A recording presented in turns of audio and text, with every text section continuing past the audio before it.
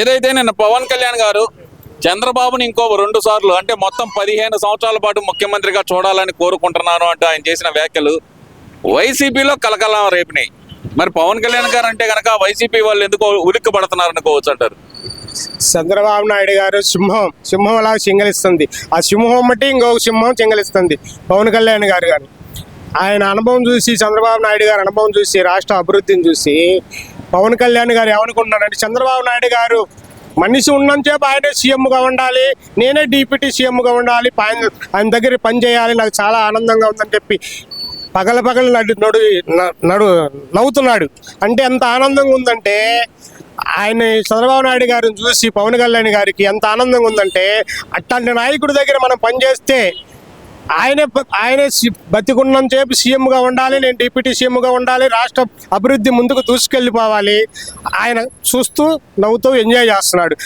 అది కడుపు మంట వైసీపీ ఓర్చలాక వీళ్ళిద్దరు ఎట్లా ఎడగొట్టాలంటే రోజుకు కలిసిపోయి వీళ్ళు నవ్వుకుంటున్నారేందా, మనల్ని ఏడిపిస్తున్నారేందా అనుకుంటున్నాడు.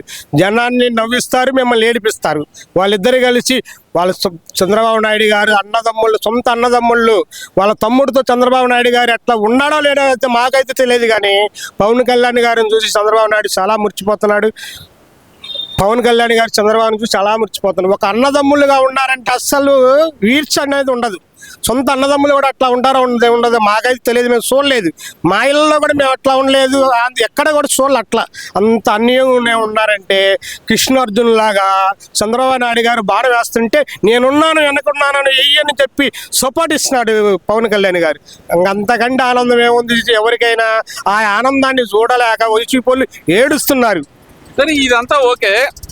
చంద్రబాబు నాయుడు గారు నేను హత్య రాజకీయాలకి దూరం అంటే కనుక మీరు చెయ్యలేదా అంటూ లక్ష్మీ పార్వతి మాట్లాడుతుంది కదా. మరి లక్ష్మీ పార్వతికి మైండ్ పోయింది. జగన్మోహన్ రెడ్డి వాడుకొని వదిలేశాడు. అసలు ఆమెకి ఏమి ఇచ్చాడని అనకూడదు. కానీ ఒక సైతాను ఎన్టీ రామారావు గారిని పట్టున పెట్టుకొని ఇంకంతటితో వదిలేసి పక్కనుంటే చాలా మట్టుకు ఇది. అసలు చంద్రబాబు నాయుడు గారు తెలుసుకుంటే నువ్వు ఆడంటూ లక్ష్మీ పార్వతి ఒక ఆడ మనిషి వైపు ఇది అసలు ఎవరిని ఆయన ఏం చేయలేడు. ఆయన వాళ్ళ పాపానికి వాళ్ళే వదిలేస్తాడు చంద్రబాబు నాయుడు గారు. అట్లాంటి హత్య రాజకీయాలకి ఆయన చాలా దూరంగా ఉంటాడు. అలాంటి తప్పుడు పనులు చేయడు. అలాంటిది కాబట్టి నువ్వు పెద్ద వయసుకు ఉండే కాబట్టి ఇంకనైనా బుద్ధి తెచ్చుకొని ఒక పక్కన కృష్ణారామ అంటూ ఉంటే చాలా మంచిది నీకు.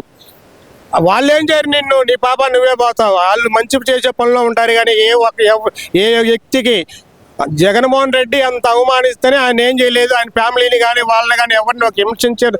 వాళ్ళు అస్సలు వాళ్ళ నోటి చంద్రబాబు నాయుడు గారు నోటమ్మటి బూతు మాట రాదు. వస్తుందంటే అది పాపమే, రాదు. ఎవరికైనా గౌరవిస్తాడు. కాబట్టి ఒక్కొక్కళ్ళు మాట్లాడేటప్పుడు నోరు అదుపులో పెట్టుకొని మాట్లాడు. ఇది ఒక గుణపాఠం. పోసాని మురళకృష్ణ కానీ వాటి విజయవాడ వంశీ కానీ, కోడాల నాని కానీ, వీళ్ళందరూ రోజా కానీ ఎవరైనా సరే వీళ్ళందరికీ ఒక గుణపాఠం. ఏ పార్టీ వాళ్ళకైనా ఒక గుణపాఠం. వీళ్ళు ఇట్లా చేస్తున్నారంటే రేపు టీడీపీ వాళ్ళకి కూడా భయం. ఏదన్నా మనం తప్పుడుగా మాట్లాడాలంటే మనల్ని చంద్రబాబు నాయుడు ఇరికిస్తాడు. ఆయన ఏం చేయడు. ఆ రోజు రాజశేఖర రెడ్డి చెప్పాడు, ఏమండి చట్టం తన పని చేసుకుంటూ పోద్దని. అట్లానే చట్టం తన పని చేసుకుంటూ పోతూ చంద్రబాబు నాయుడు నడిపిస్తాడే కానీ మిమ్మల్ని ఎవరిని ఏం చేయడు. మీ పాపాన్ని మీరే పోతారు. అందుకని నోరు అదుపులో పెట్టుకొని చాలా పద్ధతిగా ఉంటే కనీసం మీరు మాట్లాడేది ఎప్పుడు మన ఇంట్లో భార్య పిల్లలు ఉన్నారు. మనం మాట్లాడితే మన భార్య పిల్లలు ప్రజలంటే ఎటు సీ కొడతారు. మన ఇంట్లో భార్య పిల్లలన్నా మనం సీ కొట్టుకోకుండా చూసుకోండి. ఏదేనికైనా మీకు పద్ధతిగా ఉంటుంది. సరే, ఇదంతా ఓకే. అందగాడు వల్లభనేని వంశీ సడన్ గా మరి అందం అంతా ఏమైపోయింది అంటారు? వల్లభనేని వంశీ ఎవడండి అందగాడు? ఎవడికి అందగాడు? వాళ్ళ ఇంట్లో భార్యకి అందగాడు. ఎవడికి అందగాడు? వాడు వేస్ట్ గాడు కాబట్టి అంత అన్న ఎన్టీ రామారావు కూతురు అంత అవమానిస్తాడంటే హీరోనా? చండాల పోడండి. ఇలాంటి కుక్కలనేది దూరంగా పెట్టడం చాలా మంచిది. అసలు అందగాడంటే వాళ్ళ ఇంట్లో భారీగా అందమేమో జనం దృష్టిలోకి వచ్చాక రోడ్డుని పోయే కుక్కలు, వీధి కుక్కల్లాగా మాట్లాడుతుండే ఇలా ఎవడన్నా ఒకడన్నా పాపం ఎవడన్నా ఉన్నాడంటే జైల్లో పెడితే పోసాని గారిని కానీ లేకపోతే కృష్ణవంశీ వీళ్ళందరినీ కానీ కోడాల నాని కానీ అసలు కోడాల నాని ఏం మాట్లాడాడండి? అసలు ఎవరండి భిక్ష పెట్టింది? చంద్రబాబు నాయుడుగా కోడాల నానికి భిక్ష పెట్టింది. వేడాల లారీ డ్రైవర్ కూడా పైన క్లీనర్వి ఎర్రగండ కట్టుకోని అంటే వాళ్ళని విమర్శించుతున్నాడు కాదు. నీ స్థాయి అది. అలాంటి స్థాయిని అసెంబ్లీలో సీట్ ఇచ్చి కూర్చోబెడితే టీడీపీ వాళ్ళు గెలిపిస్తే వీళ్ళు నువ్వు ఏం గెలవలేదా? వైసీపీ టికెట్ జెండా కండ వేసుకుని గెలవలేదే, బస్టు పెట్టిపోయావే. అందుకని ఎవడైనా నోరు అదుపులో పెట్టుకొని మాట్లాడితే ఎక్కడ మాట్లాడలేదు వల్ల కొడాలి నాని ఏమైపోయాడు అంటారు? కోడాలి నాని మాట్లాడు, ఇంకెవడు వైసీపీ వాళ్ళు ఎవడ మాట్లాడు. ఇప్పుడు మాట్లాడే బస్టు పట్టిపోతే ఇంకా జైలుకి పంపిస్తారా మీరు మాట్లాడితే? వాళ్ళని మాట్లాడాలని మీరు ఎదురు చూస్తున్నారేంది? మొత్తం బస్టు పట్టిపోయారు. ఎవడు మాట్లాడితే మటుకు జైలు పాలే, కటకడాల్లో మొత్తం వెనక్కిపోతారు. ఏం మరి ఇక్కడ చూస్తే కనుక సిద్ధిరప్పలరాజు కూడా భయపడుతున్నాడు మరి మాట్లాడటానికి, ఎందుకంటారు?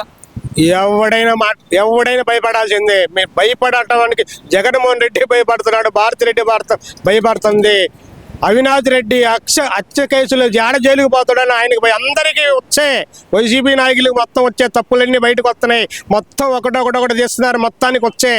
ఎవడైతే తప్పు చేస్తారో వాడు ఎవడికంతటి వాడు వచ్చి మీరందరికీ మేము ఇది తప్పు చేసామని చెప్పి మొత్తం లొంగిపోండి ఒకేసారి గొర్రె గుంపలాగా జైలుకు తోలుతారు. ఎమ్మటి బెయిల్ పెట్టి తీసుకొని రండి, తప్పులన్నీ ఉప్పు వేసుకోండి, అయిపోద్ది. ఎందుకు ఈ రోజు ఒకడొకటి ఎందుకు మొత్తం భయపడటమేంది? భయం అనేది సింహాలు రెండు బయటకు వచ్చినాయి. పవన్ కళ్యాణ్ కానీ, చంద్రబాబు నాయుడు గారు కానీ, లోకేష్ బాబు గారు కానీ ఎవడు వదిలే పని లేదు. అందరికీ మీరు ఇష్టారాజ్యంగా మాట్లాడారు. రవిడీరియన్ తెచ్చారు. మీరు ఎంత చేస్తున్నారు, రేపు మళ్ళీ తిరిగి వచ్చాక మీకు ఇంతకు మించి ఉండిద్ది అంటున్నారు కదా.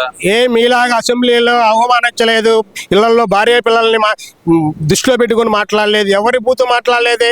రాష్ట్రం అభివృద్ధి గురించి మాట్లాడుతున్నారు. 11 మంది ఎమ్మెల్యేలు గెలిచారే, ఎందుకు?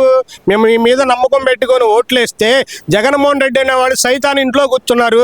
10 మంది కూడా మీరు వచ్చి అసెంబ్లీకి వచ్చి అధికార పార్టీ మీద పోరాడండి. మీ నియోజకవర్గాలను నమ్ముకొని మిమ్మల్ని ఓట్లేసి గెలిపిస్తే మీరు అసెంబ్లీకి రాకుండా మీ జగన్మోహన్ రెడ్డి అంటే తప్పు చేశాడు భయపడుతున్నారు.